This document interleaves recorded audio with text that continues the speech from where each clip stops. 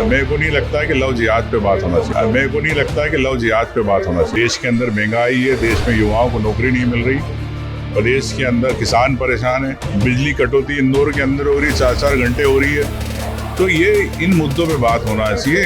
मेरे को नहीं लगता है कि लव जिहाद पे बात होना चाहिए। सरकार के महिला अपराध प्रदेश के अंदर हो रहे, तो उस पर अंकुश क्यों नहीं लगा पा रहा है? भारतीय जनता पार्टी राष्ट्रीय हित, राष्ट्रीय भक्ति की बात करती है, लेकिन मुद्दों से ध्यान भटकाने की राजनीति है। नई युवा पीढ़ी को आप अखंड भारत दिखाते हो, सपना दिखाते हो कि हमारा होगा। जब आज मौका आया कि आप पाक अधिकृत कश्मीर हमारा होने का, तो आपने क्यों युद्ध विराम किया? ऐसा है कि देश के पहले प्रधानमंत्री है जो अमेरिका क्रेडिट ले रहा, अमेरिका के इशारों पे या कहने पे आपने सीज फायर किया। तो आप अमेरिका को जब इंदिरा गांधी आंख दिखा सकती थी 1971 में, तो आपने क्यों नहीं आंख दिखाई? और देश के हित और देश की जन भावनाओं के अनुसार मुझे नहीं लगता है कि युद्ध विराम और होना था।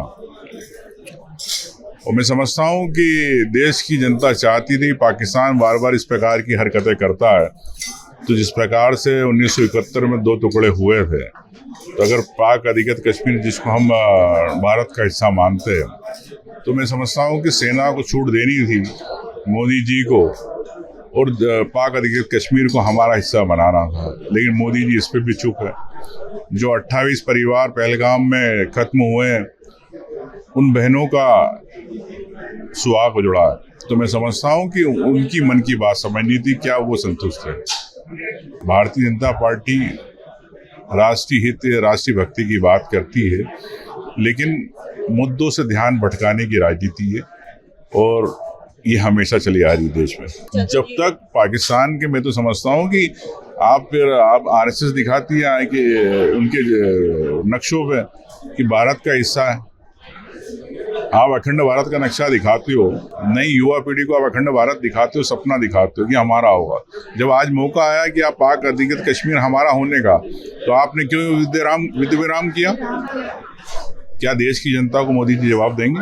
अभी आप सब जानते हैं कि एशियन डेवलपमेंट से जब माननीय कमलनाथ जी थे, जब इसके हम लोगों ने शिलान्यास रखी थी और लेट हुई, तो इनकी सरकार में लेट हुई है। तो इतने सालों से लेट होके जो कर्ज है वो सरकार पे चढ़ा, मतलब आपकी आम जनता की जेब से पैसा गया।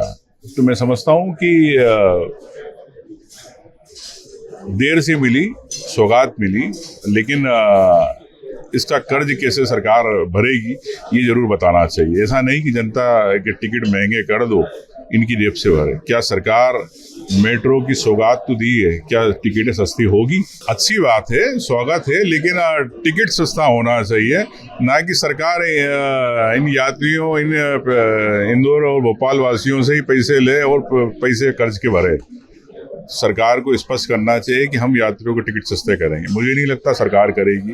सिर्फ 7 दिन का सपना दिखा दिया, उसके बाद हर यात्री से टिकट किस प्रकार से वसूली जाएगी आपके सामने रहेगा। मुझे लगता है कि भारतीय जनता पार्टी इस प्रकार के मुद्दों पे बात करती है, लेकिन देश के अंदर महंगाई है, देश में युवाओं को नौकरी नहीं मिल रही, प्रदेश के अंदर किसान परेशान है, समय आ गया बुआई का, यूरिया नहीं है, बिजली कटौती इंदौर के अंदर हो रही, 4-4 घंटे हो रही है।